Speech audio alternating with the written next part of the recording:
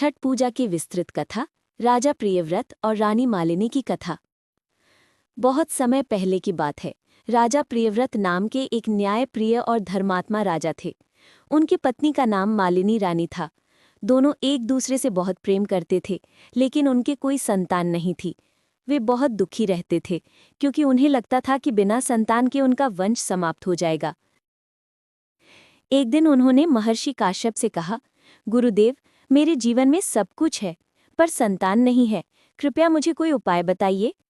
महर्षि काश्यप ने कहा, हे राजन, तुम यज्ञ करो और भगवान से संतान की प्राप्ति की प्रार्थना करो। राजा ने आदेश दिया और यज्ञ करवाया गया। यज्ञ के बाद महर्षि ने रानी मालिनी को पायसम अर्थात खीर दिया और कहा, इसे ग्रहण करो, तुम्हें पुत्र की प्राप्ति होगी। रानी ने बड़े विश्वास से खीर खाई, लेकिन कुछ समय बाद जब पुत्र जन्म का समय आया तो मृत शिशु जन्मा। रानी और राजा दोनों बहुत दुखी हुए। वे सोचने लगे कि भगवान ने हमारे साथ ऐसा अन्याय क्यों किया। राजा प्रियव्रत ने दुख में आकर अपने प्राण त्यागने का निश्चय किया। तभी रात के समय एक चमकदार तेजस्वी देवी प्रकट हुई। उन्होंने कहा कि हे राजन, मैं देवी षष्ठी हूँ। मैं ही सभी बालकों की रक्षा करती हूँ और माताओं को संतान का सुख देती हूँ। तुम मेरी पूजा करो, तुम्हें संतान सुख अवश्य प्राप्त होगा। राजा और रानी ने हाथ जोड़कर प्रणाम किया और देवी से प्रार्थना की, हे माता, हमें आशीर्वाद दीजिए ताकि हमारे घर में भी संतान का जन्म हो सके।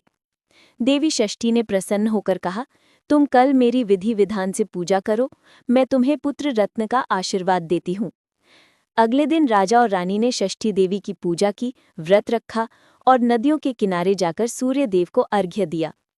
कुछ समय बाद रानी मालिनी ने एक सुंदर पुत्र को जन्म दिया। तब से छठी मैया यानी षष्ठी देवी की पूजा करने की परंपरा चली आ रही है।